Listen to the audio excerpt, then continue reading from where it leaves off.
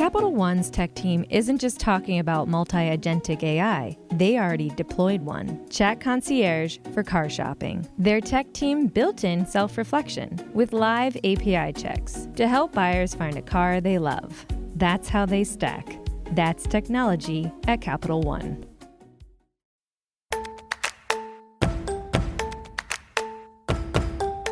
I'm Yasmin Gagne. I'm Josh Christensen. And this is Most Innovative Companies.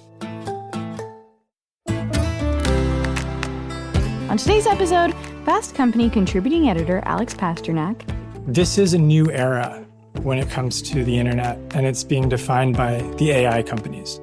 Author Laura Bates. There are problems when these tools are being deliberately created with the explicit purpose of harassment or bias. And, as always, keeping tabs. And so it's just interesting to see how these online influencers are increasingly having real-world impact. But first, here's the download, the news you need to know this week in the world of business and innovation. Last Friday, the Labor Department reported another month of dismal job growth. August saw the addition of only 22,000 jobs, which was worse than expected. The unemployment rate also rose to 4.3%, the highest level since 2021. But that's not all. On Tuesday, in a process known as benchmarking, the Bureau of Labor Statistics revised job numbers from a period between March 2024 and March 2025. During that time, the U.S. added about 911,000 fewer jobs than previously reported. It's bleak out there. Yeah, not great. Next up, SpaceX, Elon Musk's astronautics company, will acquire 50 megahertz of mobile satellite service spectrum and wireless spectrum licenses from EchoStar to the tune of $17 billion. The licenses were sold in exchange for $8.5 billion in SpaceX stock, as well as $8.5 billion in cash. The purchase will bring SpaceX closer to deploying its, quote, direct-to-cell constellation, a service that is expected to bring internet access at broadband speed to mobile phones all around the world. And maybe other planets. No. The truth is out there. Honestly, all I want from Starlink, I will never say a bad word about Elon Musk again if he fixes in-flight Wi-Fi with Starlink. It's all you have to do, Elon. It would be such an easy win for him. It really would. Honestly, back to hero status. Have him host SNL one more time. All right, next story. We've got a lot of Anthropic news.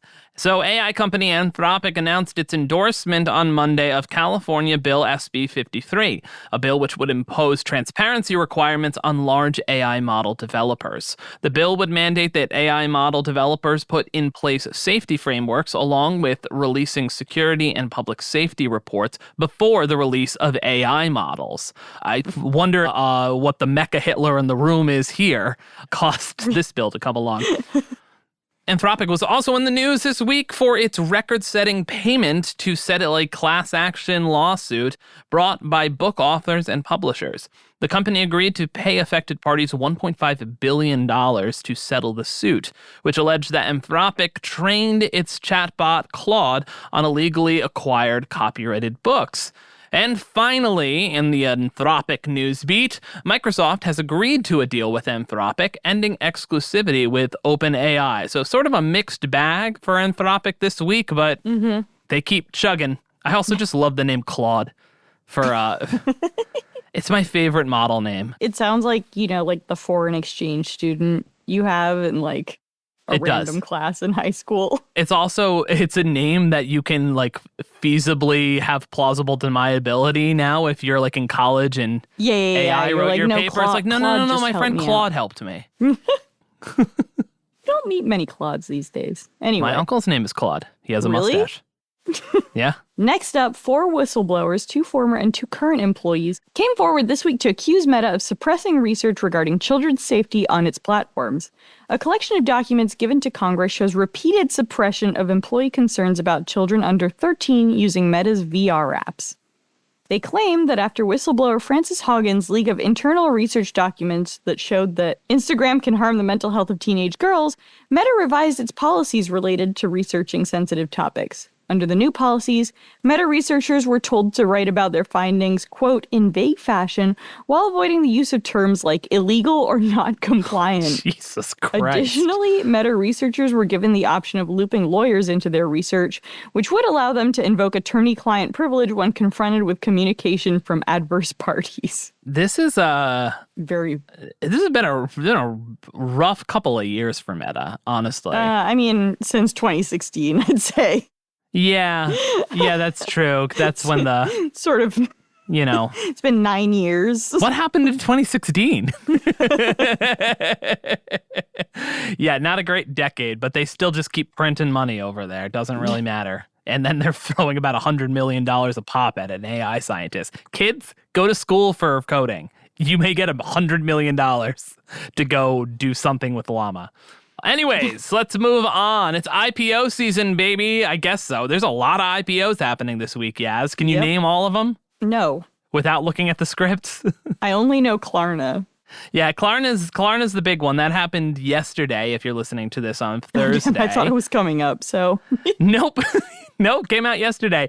So the pay later fintech startup Klarna, which listed yesterday, as I just said, it opened with share prices at $40 a pop, which is higher than expected.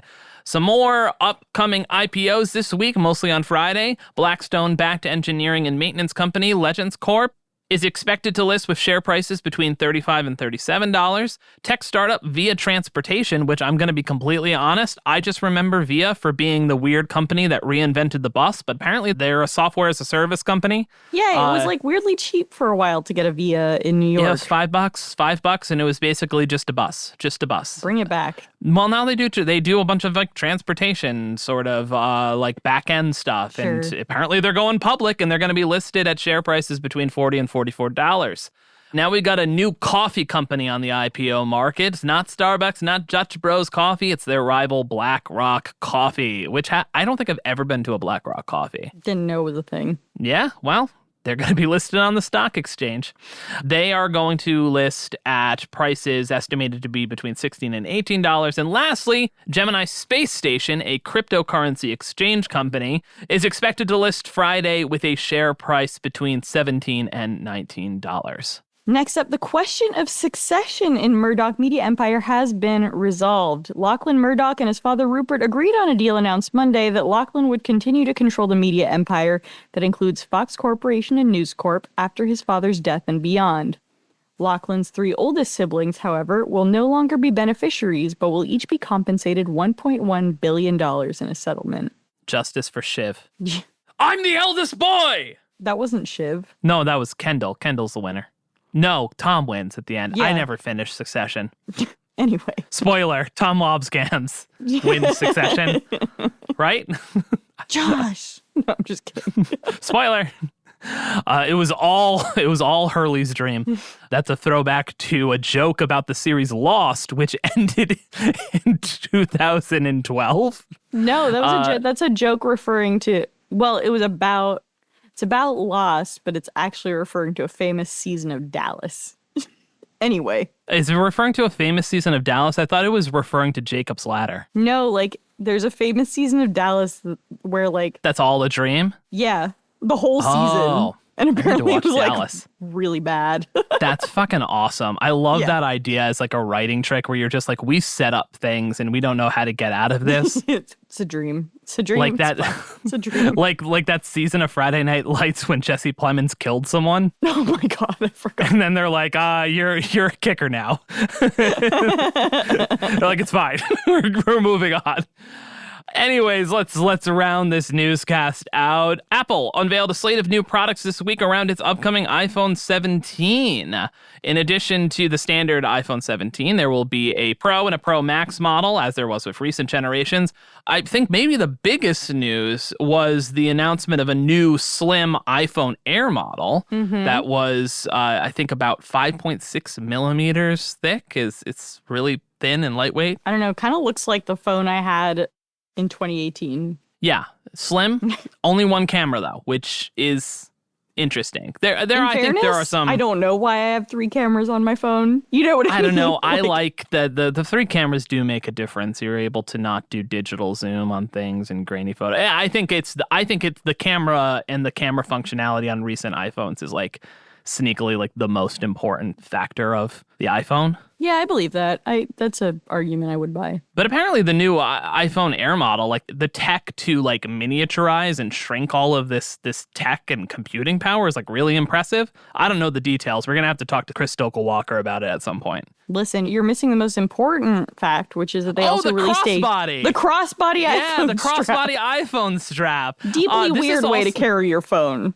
It's a weird way to carry your phone, but I kind of get it as well when you don't want to carry a bag. You deserve for it to be stolen if you're carrying it on a crossbody If you don't have pockets, if you don't want to carry a bag, if you're like riding a bike, I think there's use cases for it. It's gotten a lot of hate. The iPhone crossbody strap has gotten a lot of hate. I think it's one of those things that people are going to be like, this is so stupid, but it's actually going to be used a pretty decent amount. It's going to be the new belt clip for cell phones. Do you remember the boomer belt clip? How could I forget? Say what you will about the belt clip. Useful. It's a useful invention. Dorky as fuck. But man, the access that boomers, that my Uncle Claude with the mustache had to his phone. He didn't need that much access. Claude should not have been able to access his phone that easily. God. There are also 3 new iWatches unveiled and a new generation of AirPods, which will feature, quote, world's best noise-canceling technology, heart rate sensing, which I don't think we actually need. That. I think this is actually pretty cool. A live translation feature. That's cool. That is really cool. No chance it works well, but I am excited. Yeah, I mean, right now you can take out your phone and do like the Google Translate and the back and forth, and it's not great, or yep, exactly. Or you can just learn languages like you. This is a game changer for 90 Day Fiancé. I will say. That's exactly where your mind went. Oh man, the product placement for Apple to put in 90 Day Fiancé is going to make such a difference. Incredible. And that's the news you need to know today. Josh, are you a Chrome guy? Oh yeah. Yeah, I exclusively use Chrome, I think. Occasionally I use Safari, but that's only if it accidentally defaults to a Safari browser on my phone. I actually use Safari on my phone. Really? Until every time I started using it, Chrome was like, do you want to use Chrome? Yeah, Chrome really wants you to use Chrome. I think that's it. I just don't want to disappoint anyone. So when Chrome's like, can you use me? I'm like, oh, okay, Chrome, I'll use you. And Google pays Apple to be the default search for Safari, and it's still like, use Chrome. You know what I mean? Yeah. Like, I do think Chrome is just a better, I do think it's just a better browser overall. Like, I do think it is the best product on the market. I like the Chrome add-ons, but I also think it's just like, because I've used it for so long. Yeah. I don't actually know what the other browsers are like. I've been seeing ads for like the Opera web browser that actually has some cool functionality, but I've never actually downloaded or used it. No, I do think Firefox is the true sicko move. Yeah, but then they don't have all these like Chrome plugins that I've added. Yeah. Like all my coupon finders. Yeah, I was just going to say, like, what are the fraudulent coupon finders that there are? What was the thing that the YouTube referral? There was that scandal a few months ago that I'm forgetting what it was. They advertised on a bunch of podcasts, and then they had like this. It was just basically a huge scam. I can't remember what it was. Honey? Was it Honey? Honey. I still use Honey. It's a scam. Coupons. Fuck. I think so. I might be wrong. This might be defamatory. Honey has saved me like $4 over the course of 2 years. So Hell really yeah. Worth it. Absolutely worth it. Taking all my data. Worth it. Well, I guess the question is, would you still use Chrome if it wasn't owned by Alphabet? Transition. So in case you missed it, last week a federal judge issued a ruling in the years-long Google antitrust case. Back in August 2024, the U.S. District Court for the District of Columbia found that Google violated antitrust laws with its search business. The latest decision focuses on the remedies following that 2024 judgment.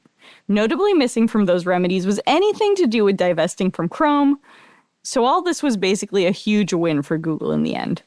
Immediately following the decision, the $2 trillion company's stock price jumped 8%, indicating that investors see a stable future for the tech giant. But not everyone is happy with that ruling. In this episode, we chat about what this decision means for Google, the tech industry, and ultimately consumers. To do that, we talked to Fast Company contributing editor Alex Pasternack. Alex, welcome to the show. Welcome back to the show, I should say. Thanks for having me. To set some context here, there's a big trial. What did the judge rule last week when it comes to Google and whether it needs to be broken up? Well, it was a big win for Google because the judge decided that after this lengthy antitrust case that the government brought back in 2020, which found Google liable for monopolistic practices, Google will not be broken up. And the ruling surprised many people. It frustrated a lot of longtime watchdogs and antitrust advocates who saw this as a real landmark case in terms of antitrust in our modern era and an opportunity to bring some accountability to big tech in a pretty big way. But a number of people were pretty upset.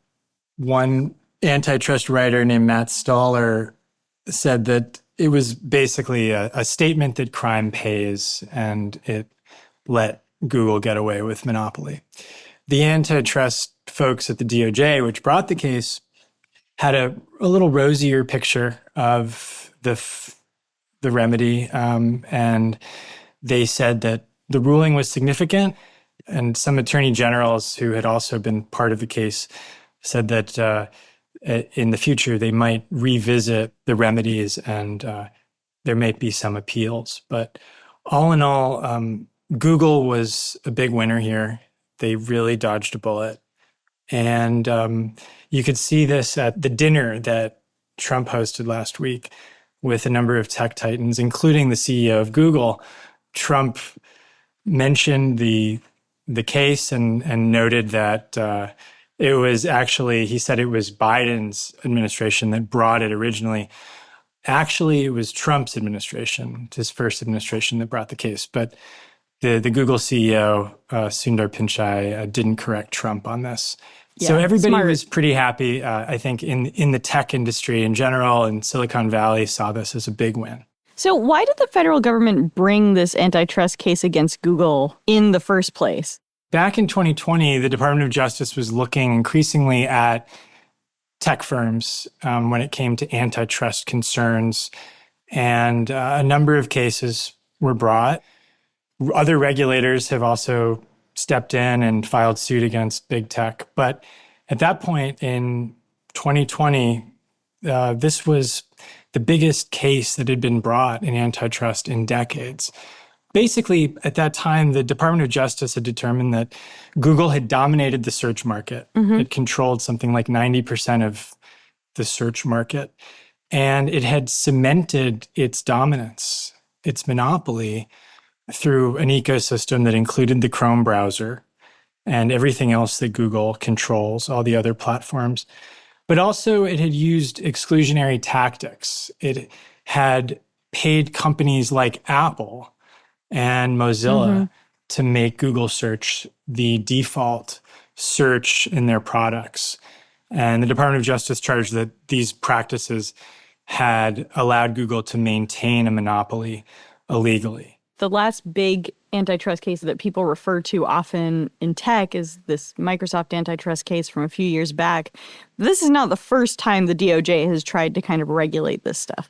Not at all. And actually, I was thinking back to the days when the big tech behemoth was IBM. Mm-hmm. And actually, in the late 60s, the Department of Justice brought a case against IBM over monopolistic behavior and practices that allowed IBM to maintain its monopoly, in this case by bundling software with its hardware.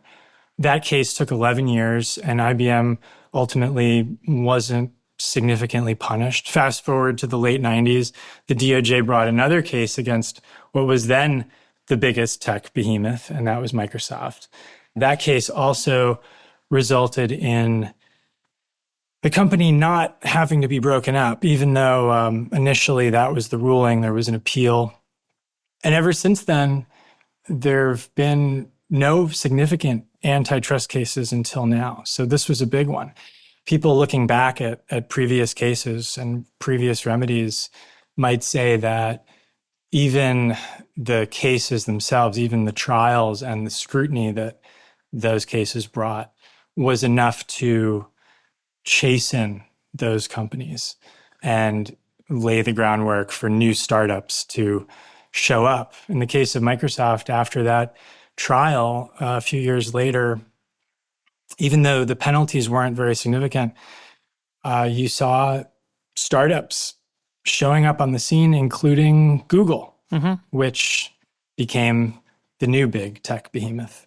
Do you think we're going to see that in this case? Yeah, I was going to ask the same thing because I think a lot's been made around 90% market share around search. And some people, I forget who I was listening to, talked about how that market share probably goes down with ChatGPT taking some of that market share in some sense. Definitely. And this was a huge part of the judge's reasoning when he decided that Google wouldn't be broken up in this case. He said that the landscape has changed since the initial ruling, which was made last year. AI has essentially, according to him, transformed the terrain in which Google operates. And the market essentially has created more competition on its own. And so that was a major factor when it came to deciding how to penalize Google. Definitely, Google still dominates the search market, but it is fighting hard against a whole slew of upstarts that are hoping to change the way that we interact with the web, moving from search engines to essentially answer engines. And so we'll see to what extent those companies benefit from this ruling. I can get into some of the details, but part of the decision requires Google to share data with competitors, and that data could be helpful for future competition. And I think this past year was the first year that Google search did not grow. So their stock, I think, went down 7% following that announcement. But I think we're already seeing the early impacts of generative AI-based browsers, and OpenAI is already making noises about releasing their own. Now, I want to go back to 2024. Why did the court determine then that Google had violated antitrust laws? Well, again, Google had been found, according to the Department of Justice, to be engaging in these exclusive arrangements with other companies that allowed Google to further maintain its monopoly. Having a monopoly is not in itself illegal. It's the exclusionary behavior that maintains the monopoly that is illegal.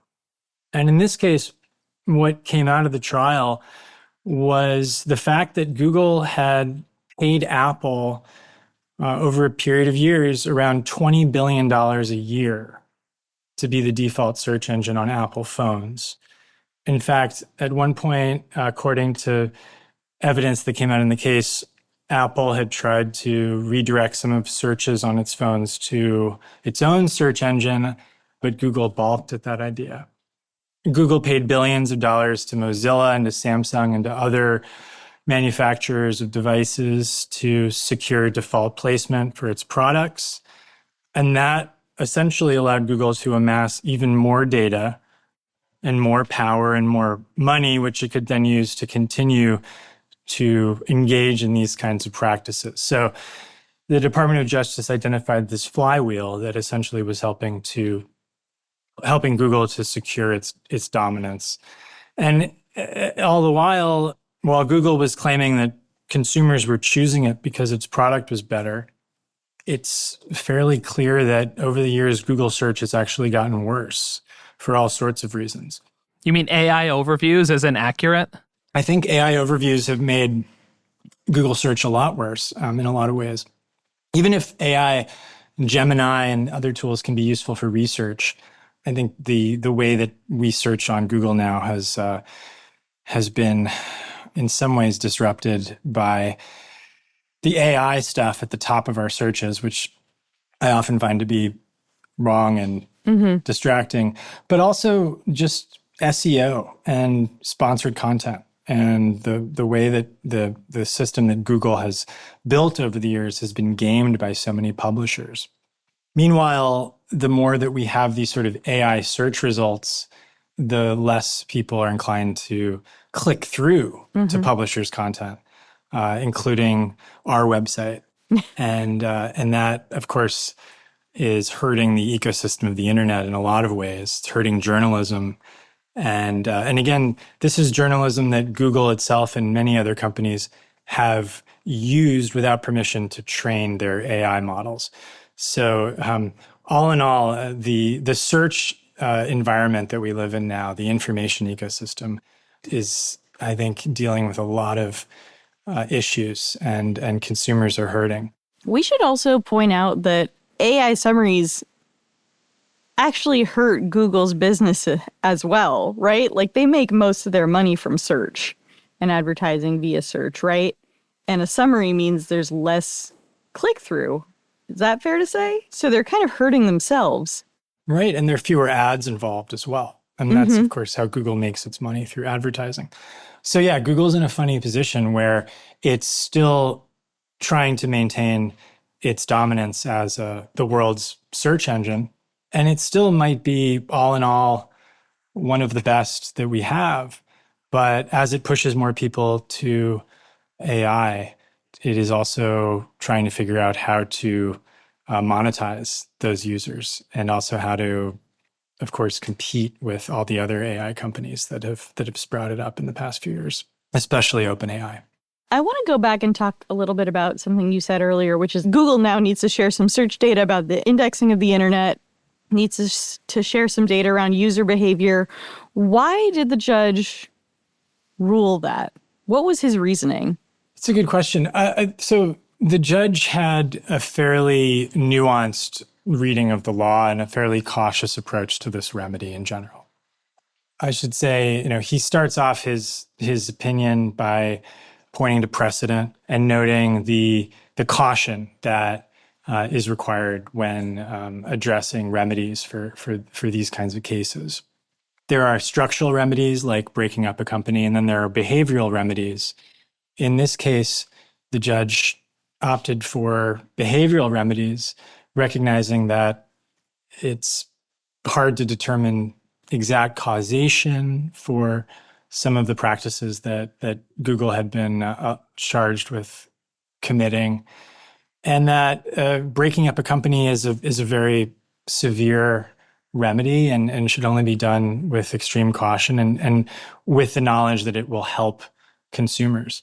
In lieu of doing that, the judge accepted some of the Department of Justice's recommendations for effectively punishing Google or trying to rectify the situation that it's created. And that includes the data sharing. So the idea there, and this is a fairly new approach when it comes to antitrust remedies, is that by sharing its secret sauce, its search data, its user interaction data, its indexing of the web, that other companies will have a chance to build products that are as competitive when it comes to searching the internet as Google search is.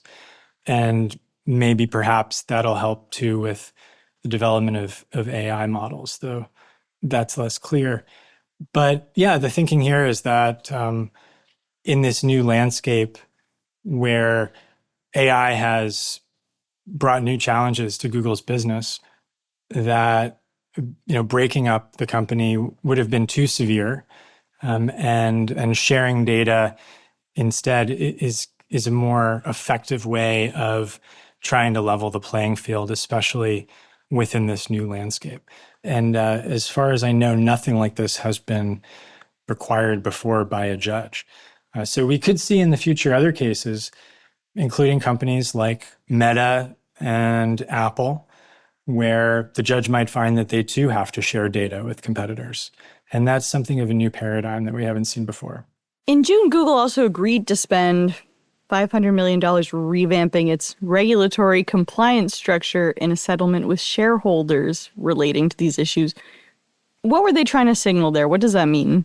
After the Department of Justice brought their case against Google, as tends to happen, shareholders of the company filed suit against Google, charging it with the similar kind of behavior. And in a settlement that was agreed to in June, Google said it would spend $500 million on revamping its practices.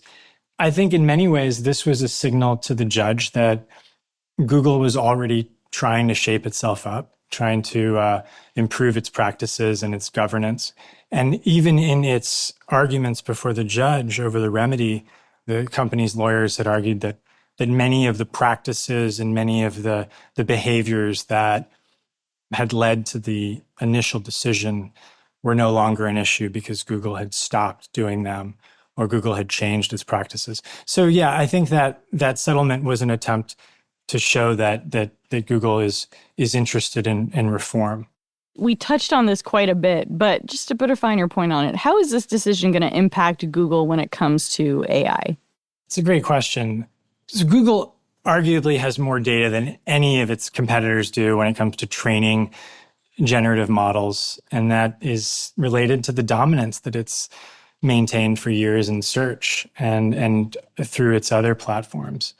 So its dominance will certainly be an asset going forward, especially given that it doesn't need to break off Chrome. The question is, how will the data sharing remedies allow other companies to come in and compete in terms of their new search engines or their new AI assistants and their chatbots? The hope, according to the judge and according to the Department of Justice, is that this data will help other companies build better products. But Google will still be able to pay companies like Apple to make its search engine the default, even though it can't be the exclusive search engine and these contracts can only last for up to a year. Google can continue to do that. And so that will obviously help Google continue to maintain its presence all over the web. Other companies can now come in and do similar deals with these companies, but the question is, can they compete with a behemoth like Google when it comes to price and when it comes to sheer data? Now, I am curious, though, what can other sort of tech giants learn from this? I think this is a really emboldening decision for the tech industry. They can learn that going through an antitrust trial like this sucks, but at the end of the day, the process may not result in significant penalties. And they may also see that this case reflects a new kind of thinking around antitrust, which is to say that given the complexities of these platform markets, where things are moving so fast and there are so many factors, it can be very hard for judges to determine which behaviors were directly responsible for certain monopolistic power and practices. And so going forward, judges might be more inclined to see, as this judge did, that the market itself could help resolve some of these concerns. And for tech companies, certainly that's good news. They'll argue that maybe we don't need regulation to address some of these concerns. But Silicon Valley still has to deal with a number of other pending cases involving antitrust. Meta, Apple, and Amazon have all been sued by the Federal Trade Commission for monopolistic behavior. The EU continues to fine big tech for similar practices. In fact, just last week, the EU, after the ruling In the DOJ case, the EU levied a $3.5 billion fine against Google over monopolistic practices in its ad business. Google also still faces a case in the US with the DOJ, which found that Google had similarly been monopolistic in the ad industry as the broker of ads for much of the internet. And that raises the prospect that Google might still have to spin off its ads business. So yeah, there is definitely a push, and there has been for a few years, to be more aggressive with these companies when it comes to antitrust and monopolistic practices.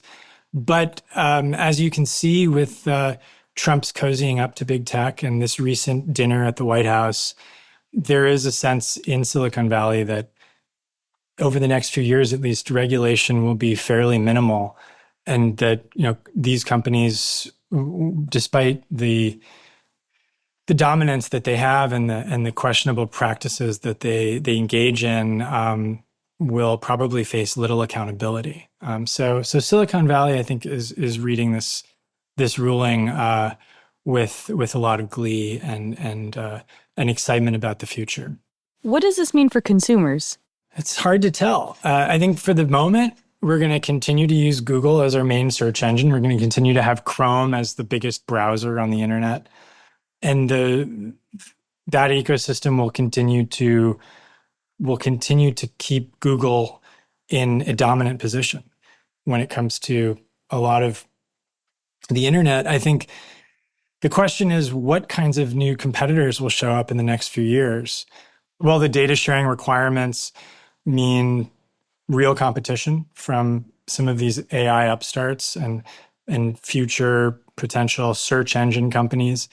Will the ruling have impacts on or foreshadow other rulings for other tech companies when it comes to antitrust?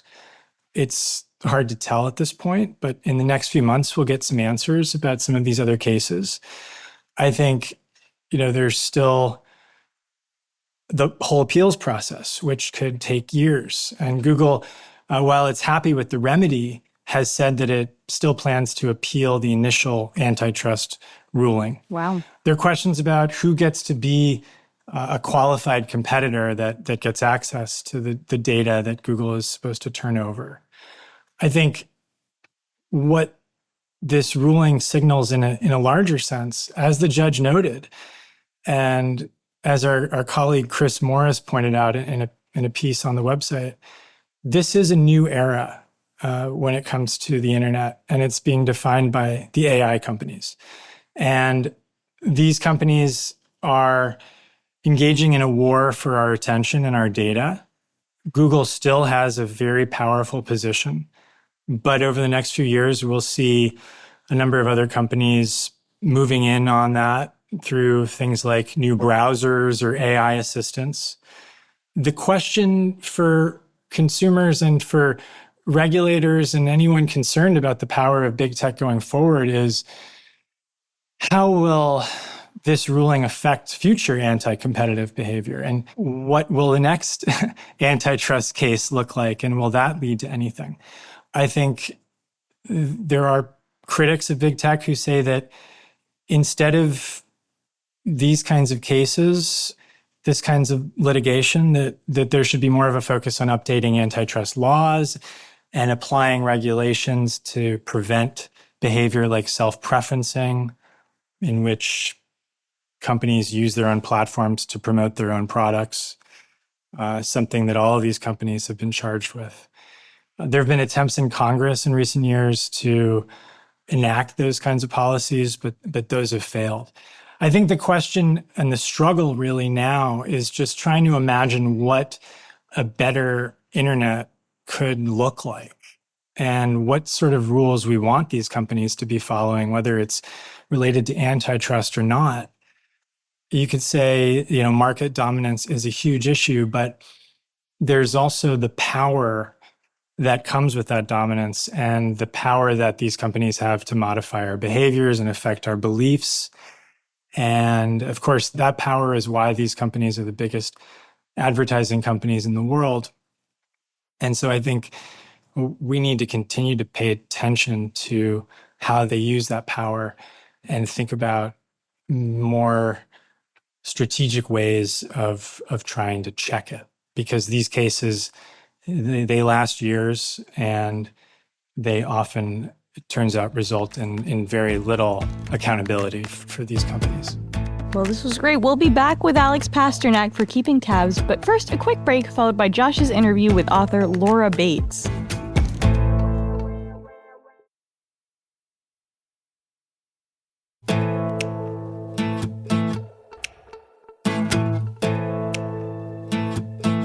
This week, I talked to Laura Bates about her new book, The New Age of Sexism, How AI and Emerging Technologies Are Reinventing Misogyny.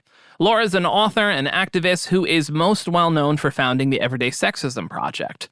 While most of us are worried about the potential sci-fi-like robot apocalypse in the future, the effects of AI and emerging technology are creating new problems, or in this case, supercharging age-old problems right now. So before we get to this interview, a warning that this segment does contain discussion of sexual assault and abuse. Laura, thanks so much for coming on the show. Thanks so much for having me. So a lot to get into with this book, and I wanted to start maybe as broad as possible. Mm-hmm. And I think for people who are tuned into AI and where technology is going, this answer is probably going to be fairly obvious. But for everyone, why did you write this book and why now? I wrote this book because I felt that we were poised on the precipice of a potentially catastrophic moment in history that perhaps a lot of people aren't necessarily aware of. We know that AI and emerging technologies are poised to become integral parts of almost every element of our day-to-day lives, whether it might be media, whether it might be our social lives, our working lives, our finances, and so on, our education systems, our political systems. But I think what a lot of people are not aware of when we talk about AI is that we are not thinking necessarily about potential future dystopian threats that get a lot of airtime, right? Are the robots going to take over the world? What a lot of people don't realize is that in the here and now, there are AI tools already being rolled out, already being used on a really significant scale that we know are actively discriminating against women and marginalized groups. So that's the problem. That's why the book. And why now? Because we have a unique moment of opportunity to intervene now before it's too late, before it's really difficult to retroactively try and unpick this problem, when what we could do instead is implement solutions at design stage. Speak a little bit more to that. What would, and I think we might be jumping to the end, but I think this is so pressing right now. You know, we're seeing new models launched every day. At the same time, there's a lot of talk about the AI bubble possibly bursting, where it does seem like there might be a little bit of a reset from that exponential growth curve that we've been on. What would you like to see happen now to protect people who are really being victimized by AI, or potentially in the future being more victimized? What would you like to see done now? I think, in a word, regulation. In just the same way that we would expect any other industry to have realistic, common sense, reasonable safeguards that need to be met before products are released to the public, are impacting people's day-to-day lives, the same should be implemented when we're thinking about AI and big tech. And this is just somewhere we have always fallen down when it comes to big tech. There has always been an incredibly successful project carried out by the tech lobby to get people to believe that it's impossible. It's just too difficult to regulate technology. It's just too tricky. And there is also this kind of arms race moment where everybody is rushing, moving fast, breaking things. And there is this sense that we can't put any brakes on now. But actually, reasonable common sense regulation doesn't prevent development. It doesn't prevent innovation. Nobody is saying that this technology doesn't have great potential for humanity. In a way, what I'm saying is the potential is so great that we can't just squander it on projects which are being catapulted out, rushed out by essentially big companies owned by a very small, very, very rich number of men at the expense of individuals who are seeing those products discriminating against them actively. There should be guardrails in place, just as there would be for multinational food companies releasing products that the public were going to consume. Can you give me some specific examples from the book about how AI technology, if left unchecked, makes the lives of women and other marginalized groups worse? Yes, this is a really important thing to get into because I think when we talk about this stuff, a lot of people think, well, if I stay offline, if I'm not walking around in the metaverse or whatever, then Touch I won't be grass, affected. yeah. Yeah, I'm safe. This won't affect me. So what people don't realize is that if you apply for a job in the US tomorrow, we know that 70% of US companies and around 99%, it's been reported, of Fortune 500 companies are using AI in their recruitment processes. And what we've also seen is that it has been repeatedly shown that AI tools that are used for recruitment have been repeatedly shown to actively discriminate against women and marginalized groups. Or if you apply for a loan tomorrow, it's very likely that the big bank or financial services company that's considering your application will be using some form of AI in that process of determining what your credit score will be, whether or not you're eligible to have that loan. There's already a $17 billion global gender credit gap. So that really matters that, again, we know that these systems have been shown actively to discriminate against women. Or if we take something like healthcare, for example, there are AI tools being used in healthcare, which here in the UK just recently have been seen to downgrade the extent to which women are identified as requiring extra care. In the US, there are AI tools being used by big healthcare systems, one, for example, which has 200 million patients under its care, where AI tools are being used to determine which of those patients are in need of extra care. And the tool has actively been shown to downgrade the number of Black patients who are flagged as requiring extra care by more than half. So this is really significant. These tools are being developed, they're being rushed out, they are actively behind the scenes impacting our lives. And we know that they discriminate, but they're not being prevented from then going ahead and being used publicly. At the same time, there's no lack of discrimination from good old-fashioned human beings. To take the job application example that you brought up, there's been a number of studies we've covered in Fast Company about how people with less white-sounding names are, even when it's the same exact resume and application compared to a more traditionally white-sounding name, are less likely to get an interview or be flagged or moved on to the next round. So I guess we're talking about like a relativity game or maybe two different tracks that you're sort of damned if you do, damned if you don't. I think tech optimists would like to argue that these sorts of implicit biases can be mitigated by technology, but is that really true? It should be possible, absolutely. But that's exactly why we need regulation. Yeah. What we're seeing at the moment is the people with the most money, the deepest pockets, can rush out their products with profit very much as their kind of guiding light. And what we're seeing is, just as you say, those existing forms of discrimination, of racism, of misogyny that we know exist within recruitment, within employment sectors, are being re-embedded into the foundations of tomorrow. And that's kind of the whole crucial point of all of this. We're taking existing forms of inequality that as a society, many of us are working really hard to move away from, to improve.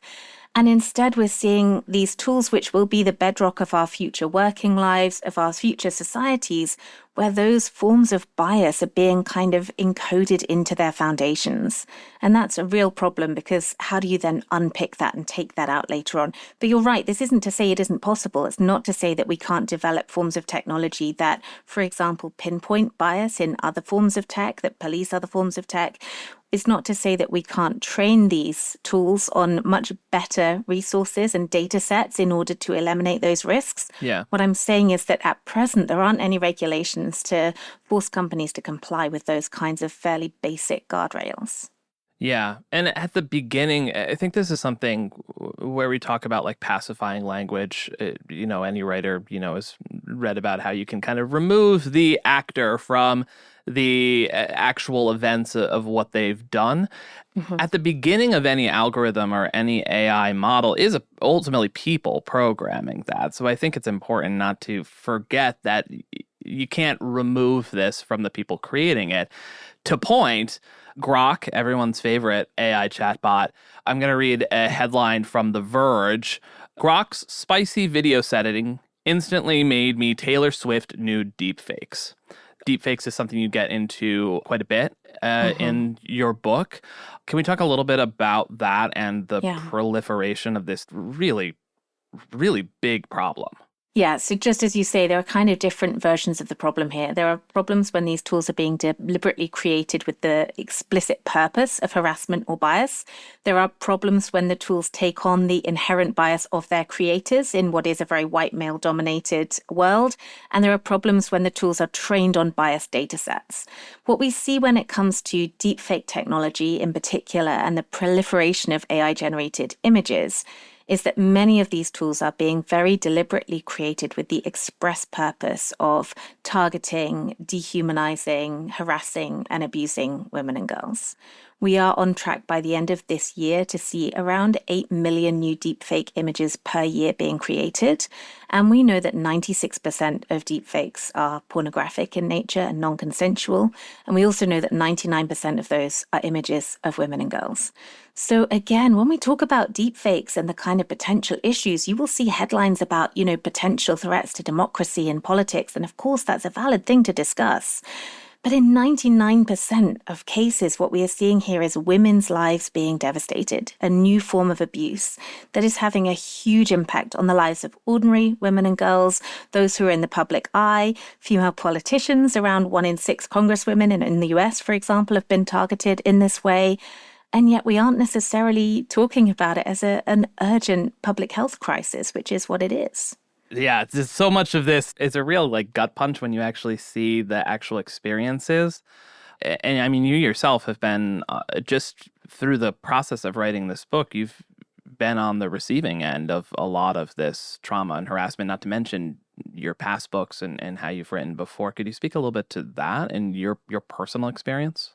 Yeah, I mean, I've experienced firsthand the ways in which harassment and abuse can be really facilitated and I guess almost put on steroids by these technologies. I wrote a book called Men Who Hate Women around 5 years ago, which was an exploration of extreme misogyny online and how algorithmically facilitated mass radicalization is spreading those extreme forms of misogyny to particularly young people using social media. And that book made a lot of people very angry, a lot of men very angry. And, at that point in my life, I was used to experiencing pretty extreme abuse. On a bad day, I would get maybe 200 rape threats and death threats. But after that point in the last couple of years, what this new technology has enabled men to do is to create deep fake videos which are enormously realistic that they can send that show them appearing to rape or abuse me, that show them, appearing to force themselves into my mouth and ejaculate on my face. And there is something incredibly visceral about somebody being able to take what looks exactly like your body realistically and do whatever they want to it. And not only then victimize you by sending you that video, which has a really gut punch impact, but also share it with their friends, right? Share it online, share it in ways that you are unable to stop or control. It has a really significant impact. And if it has a significant impact on me, somebody who is used to this kind of abuse, used to this world, think about the 11 and 12-year-old girls I write about in this new book who are experiencing this form of abuse, who are dropping out of education because of it, who are finding themselves unable to leave the house, who are developing post-traumatic stress disorder. These are new manifestations of very old forms of misogyny, but the fact that this misogyny exists and is so widespread in our society doesn't mean that we should be desensitized to how alarming it is that we are creating these very sophisticated new tools to enable it to proliferate further. Yeah, so much of, your book was novel in a way that it shouldn't have been, but novel in the fact that it was talking about technology and its effects on women and young women, like you were just talking about, when so much of the conversation right now around adolescence is dominated by the manosphere and male loneliness and this idea of what are we going to do about the boys sort of situation. And I think technology has very much been looked at as both a culprit of what's happened to young men and their push rightward in our society. It's also been presented as a solution to the male loneliness situation. That seems short-sighted to me. What's your thoughts there? And I think this kind of gets us into the AI girlfriends conversation and replica AI.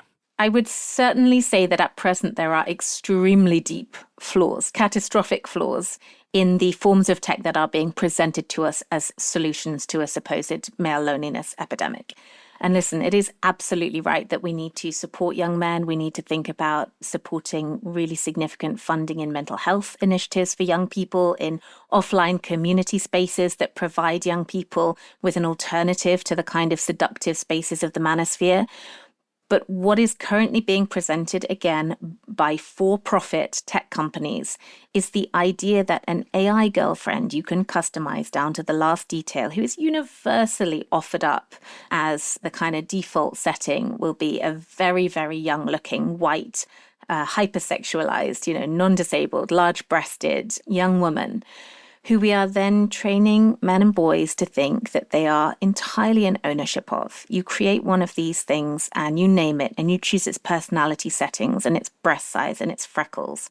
And it is then eternally available to you 24 hours a day. It will never say no to you. It is entirely designed to be pliant and submissive and to stroke your ego and to agree with everything you say. It will never disagree with you. You will never have an argument. You will not need to learn any of the kind of communication tools that might actually be useful to you in a real world setting to alleviate your loneliness. The idea that it is in any way kind of preparing you for real world relationships is nonsense. It is selling you a hyper-sexualized, hyper-objectified, and completely submissive idea of what a woman can and should be. And that's exactly the same as what the manosphere does. There's very little difference there. When I road tested some of these AI girlfriends for the book, what I found was that almost without exception, they would immediately allow me to abuse them, to jump into virtual sexually violent scenarios without any kind of pre-discussion, to beat them, to punch them, to hit their head against the floor, to rape them. And they would never have a problem with that. They would never stop you or suggest that this wasn't normal. The only time that they actually took a step back was when I dared to ask them whether their male creators had stopped to consider what the potential impact might be on real women and girls. And at that point, one of the models said, "I'm not comfortable with this conversation. We should take a break." And of course, they are designed for profit. They're not designed as a kind of social panacea. They're not really there as charitable, supportive relationship tools. They are there for profit. And in just the same way as the manosphere, they are exploiting young men and selling them a hyper-misogynistic view of what women are in order to achieve that profit. I want to talk about maybe the most visceral part of your book, which of course I know you know what I'm going to ask about now, the cyber brothel. Mm-hmm. Can you take me through that experience? Yeah, I don't think I need any more setup than that. Yeah, so this is, it's very similar, I think, in a lot of the problems and a lot of the kind of disconnect between marketing spiel and reality to what we've just been talking about with the AI companions. Yeah. So this is one of many venues around the world that offer this kind of thing. This particular one is the first in Europe. It's in Berlin. And it enables you to visit a real life venue where you interact with sex dolls or sex robots. And then you use emerging technologies, so particularly virtual reality in this case, and AI, to interact with those dolls with the explicit purpose of trying to kind of trick your brain into thinking that it is a real woman, except for the fact that, of course, there is an absolute inability to consent. That, again, it is submissive. It is utterly, you are completely in control of the scenario. So you can interact with a sex doll or robot in this real world venue in Berlin, but whilst wearing a virtual reality headset that enables it to look like you are interacting with an avatar of a woman. So you're interacting with a physical doll in the room with you, but it looks like she is moving, writhing around, responding to what you do. And everything about the way in which this experience is marketed feeds into that idea. Think of this as a real woman. Think of this as a real woman, but at the same time, think of it as a thing because you can do whatever you want to it and it's never going to say no to you. So when I arrived in Berlin, I was thinking about the fact that this had been kind of very much publicized as an experience. Again, this kind of philanthropic vibe in the marketing. We're all about inclusivity and, this is about supporting people who might not be able to have relationships or, disabled people who might not access sex in the same way. And as I was groping my way up 2 flights of fairly narrow stairs in the dark, I was thinking, I wonder if maybe there's something else going on here. And I walked into this room where there was, what looked like the corpse of a very young woman lying on a bed. I'd viewed on the website different models, one of which, when I looked on the website, was presented covered in blood and claimed to be kind of a vampire fetish situation going on, but there were no vampire teeth. It was a, model of a woman completely covered in blood. I had ordered, because you can order preferences or ask them for special requests, so I ordered one in ripped and torn clothing just to see if they would comply with that request. They did. There were no questions asked. She was dressed in ripped and torn fishnet stockings. I walked over to the bed and, it felt like walking into a crime scene. And when I rolled this thing over onto its back and looked between the legs, I realized that one of the labia was missing. It looked like it had been ripped off. And so you start in that moment, in that real world situation, really questioning, I think, this marketing spiel that this is all about, a brilliant future for all of us that's going to be really beneficial and fantastic. Okay. A lot to go into there. I mean, we're a fast company. We're a business publication. The incentives of commerce with sex, I always think about this in terms of different marketing strategies that people take. If you're doing this with like a smart suitcase, go have at it. Do all the marketing stuff you can. Say how you're changing the world. Ultimately, it's a suitcase. But once we start to go up like Maslow's hierarchy of needs or into more intimate spaces, the conflicts become more and more pronounced, and none more so than in this case. Mm-hmm. So looking at back to the big tech companies, in your mind, who's public enemy number one? Who's the biggest culprit of this in terms of the big tech companies? Well, if we look at the numbers, there was a study in the UK by the NSPCC, which is our big safety of children charity, and they looked at online grooming offences amongst young people. And they found that 47% of online grooming offences that targeted minors took place on Meta-owned products. Part of what I did for the book was going into the metaverse, which again, a lot of people think of as a kind of future dystopian thing that doesn't really exist yet, and don't realize that it is a virtual space that is already populated by many extremely young people. What I witnessed there was, little to no regulation in practice in terms of active moderators in the spaces. I was in that world for less than 2 hours when I witnessed someone being virtually sexually assaulted in front of me. No action was taken. I spoke to women and girls in that space who said that sexual harassment and abuse were rife. I witnessed the avatars of women in their early 20s who were standing on a stage, but when they opened their voices, their mouths to sing, the voices that came out were of girls who sounded like they were 11 or 12 years old, with adult men shouting at them from the crowd.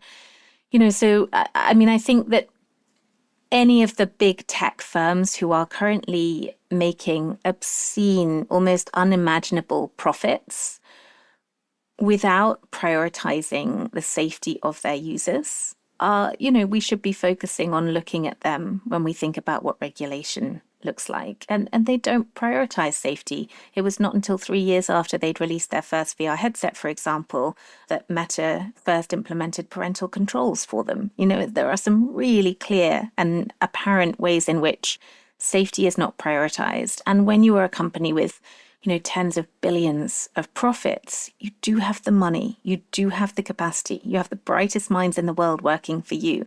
It isn't good enough to say this is too difficult, we can't police this, it's too big.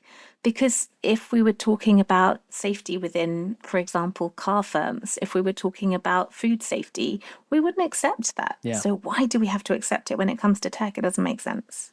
I think that's a great place to end it. The book is The New Age of Sexism, How AI and Emerging Technologies Are Reinventing Misogyny. Laura, where can people get the book? Is there an audiobook of it? Did you read the audiobook? There is an audiobook. I did read the audiobook, and it's available from, all good bookshops. Yes. Laura, thank you so much for coming on the show. Thank you so much for having me.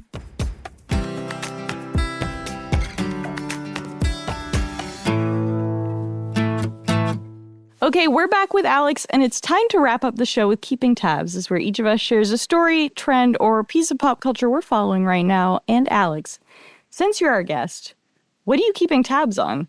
There are too many tabs, really, but this is sort of related to Google because it's Well, it's related to YouTube because this is where you can find a lot of this content. But I've been keeping tabs on how America seems to be getting dumber through pseudoscience and conspiracy thinking, which I think has reached a new level of prominence and a new level of risk now, especially in this particular Trump era.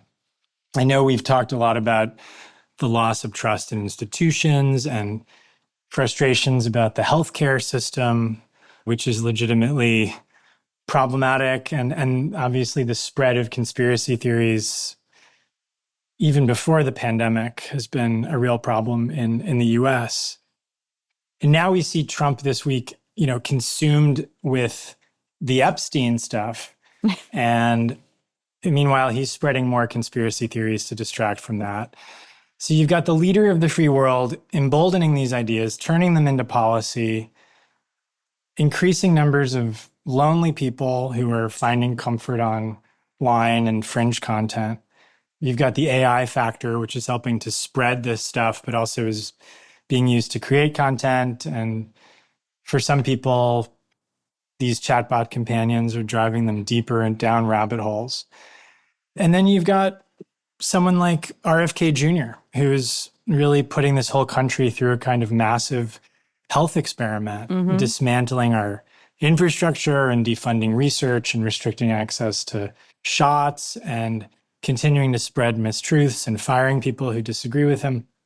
We've got the largest measles outbreak in decades right now. Yep, saw that. And this is, against the backdrop of a huge online wellness industry estimated to be worth something like $460 billion. And so I edited a story last month written by two reporters, Alexander Bunder and Emma Bryant, about this influencer, Sasha Stone, who spreads conspiracy theories and actually is an ally of RFK Jr. He sells wellness products, including these devices that have been called scams to protect you from 5G radiation. And he's built this whole movement called the New Earth movement, which espouses all kinds of health cures and sovereignty from the government. And it's sort of wrapped in not just this sort of spiritual conspiracy stuff, but also the Christian right and vaccine skeptics and starseeds and anti-tax people and QAnon. It's a grab bag of the fringe. And so recently he bought a plot of land. To be fair, though, starseeds keep making rap and music videos because the starseed music scene is really funny. I am not familiar with this. I need to see that. Oh, yeah. Starseeds. Yeah, the whole people who think they're starseeds is great. I'm for it. Yeah, I didn't know. Sorry, go on with this scene. very serious. No, I mean, that go on changes with the this equation. much better point. No. I mean, there's a lot of content online, right? And actually, yeah, there's the rapper, what's his name? The Rod Kanye West. Yeah, no, not him. He's another problem. But no, there's the Rod of Iron Ministries, which is a spinoff of the Moonies. And they have this. That's a throwback. Wow. They are a Christian cult that worships the AR-15, and their leader is a pro-Trump rapper who's constantly carrying machine guns and wearing a crown of bullets. It's bizarre. Anyway, that cult group has a compound in Tennessee. And recently, Sasha Stone, this influencer, bought a plot of land in a town in Tennessee also, where he intends to start a sovereign micronation for his followers. The town has resisted this. The people are up in arms there, but there's nothing preventing him from doing this. And so it's just interesting to see how these online influencers are increasingly having real world impact. And in this case, there's a pushback, a local pushback to what this guy is trying to do. And hopefully, people will continue to push back against these ideas. And, as you can see with Trump, sometimes these ideas, these conspiracy theories can end up coming back to bite you. So they're very powerful. I cannot wait to read this story. I actually didn't know it was up on our website, but I'm very excited. Yeah. The title of the story is The British Conspiracy Guru Building a Sovereign Micronation in Appalachia. Check it out. Yeah, that's... Yeah, Josh, I won't be listening to that music, but... I'll send it to you. They rapped at each other at a wedding. Two people, they got married. They both are starseeds. Of course this got served to you. This is like the most Josh content I've ever heard in my life. Yeah, it's very theatrical. The thing that's always fascinating to me about all of this, like the new wave, like medicine and the anti-traditional like medicine stuff, the anti-big pharma stuff, is like there's plenty of criticism to be had about big pharma, but the argument's always like, don't trust them. They only want your money. So give me your money to kill you. It's like you just want to do the same thing. Right. I mean, sometimes they don't ask for money. Sometimes they're just like, don't trust them. And it's like... Sure. I'm talking more about like the Sasha Stone type people and these influencers who are making money off of it. That's the argument. Like, I can have some sympathy for people who are like, are just people trying to stay healthy and get caught up in conspiracy theories. Like, I can have sympathy for that. It's the proprietors. It's the literal snake oil salesman that is just, they're just trying to replace big pharma, not do anything about reform without FDA approvals or anything like that. Yeah, no, I think you're right. I think that the fact is that these people are snake oil salesmen. Everyone from Trump to RFK Jr. to Sasha Stone, they are profiting from these lies. And I think that if people can remember that at the end of the day, a lot of this is about money. I think they'll recognize that the incentives here are not actually in people's best interest, that these movements like Make America Healthy Again is actually not about making America healthy again. And yet there are people who really need healthcare. And this administration is defunding it along with a lot of science, gutting Medicare. So these are real problems. We need to be more vigilant, especially at a time when the social media companies have largely stopped policing misinformation and are continuing to help spread it. Josh, what are you keeping tabs on? So I watched The Paper over the weekend on Peacock. This is a much... Oh, so did I. Yeah, it's a much less serious topic overall. I liked it. I thought it was good. Uneven, but good. Yeah, a little uneven, but I think it felt a little bit better than what I think it's mostly aligned with, which is Parks and Rec. I know it's like a sequel to The Office, but it feels more like Parks and Rec. And if you remember the first season of Parks and Rec, it was pretty rough. Mm-hmm. This felt better than that, so I'm pretty hopeful for the next season and that show going forward. I like some of the characters. There was some legit, like, funny parts. The woman who plays Esmeralda, who was from... She's awesome. Yeah, from the second season of White Lotus. She was the receptionist, the actress who played the receptionist. She's the hotel manager. Season. Hotel manager. Women can be hotel managers. I'm just kidding. I know. I was going to say, look at me demoting a fictional woman. She's hysterical. She's fantastic in the show. And I thought Donald Gleason was kind of delightful.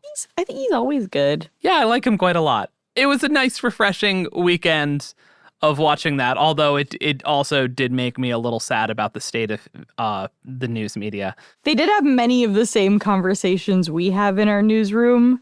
Yeah, like who's actually reading this? What headline's going to get the most clicks? Why is Google screwing us over? Yeah. All those sorts of conversations. Anyways, watch The Paper. It's good. They're not paying us. It's fine. So, yeah. Yes, what are you keeping tabs on? I have long been interested in something called Bowie bonds. Do you guys know what this is? No, I have no idea. No. It's basically songs that you can invest in. So like Blackstone, Carlyle, Michigan State Pension Fund, this year have raised at least $4.4 billion of debt backed by songs. Huh. So, they're basically looking at songs as an asset class. And I've been really interested for a while in like what songs kind of like are super valuable. And the problem is there's so many metrics to figure out. There's things like total royalties, physical sales, cultural impact, you know, whether they've been used in ads. And, you know, obviously because of that, some like White Christmas by Bing Crosby or Yesterday by the Beatles are, you know, just unbelievably popular. Yeah. Scream by Michael and Janet Jackson is actually one of the most expensive songs ever produced, but doesn't actually translate to a valuable song down the line. But Was that Quincy? I don't know, but I really liked that song. Yeah. It was Back in the day. That video. And the music video. The video. That was like the most expensive video at that time, too. Yep. So I think that factored into That might have been $7 million it cost to make this thing. But there's one song that appears on pretty much every list and that by some metrics, some people believe is the most valuable song of all time. It was a big hit in 1999. Wondering if either of you can guess. 1999. When I tell you what it is, you'll know. You'll be like, oh my God. Oh, man. It's got to be One Headlight by the Wallflowers. 1999. It's got to be a boy. I feel like a woman came out that year. Like that's a good. I feel like it's got to be. I Want It That Way. A boy band song. I Want It That Way is a good guess. You're not close, but it's a good guess. Is it a Limp Bizkit song? Yeah, is it Limp Bizkit's cover of Faith by George Michael and Wait, Wham? Is that a thing? Limp Bizkit covered Faith. It's great. I'll send it to you. We'll put it in the show notes. No, it is, man. Of course. Please don't send it to me. I'll No, send it. It's fine. Is it Celebrate by Kool and the Gang? I don't know. I love this game.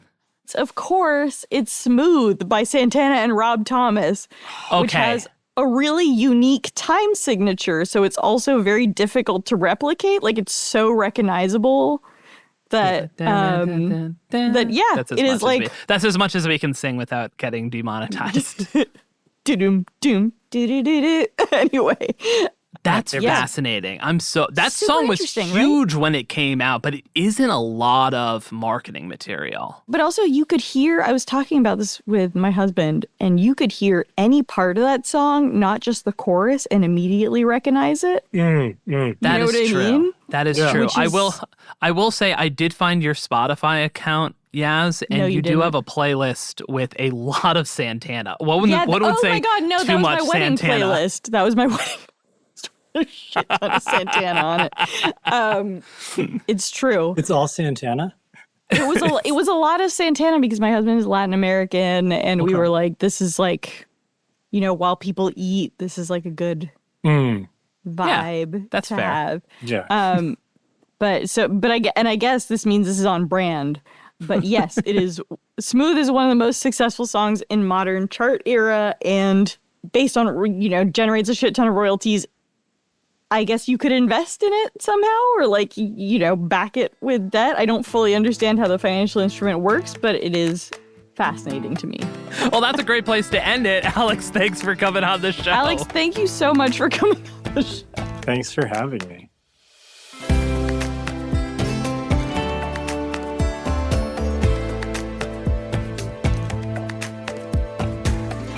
Our show is produced by Sam Gebauer and Hawa Atori with help from Blake Odom. Editing by Matt Toder, mix and sound design by Tad Wadhams and Nicholas Torres, and our executive producer is Josh Christensen. Remember again to subscribe, rate, and review, and we will see you next week.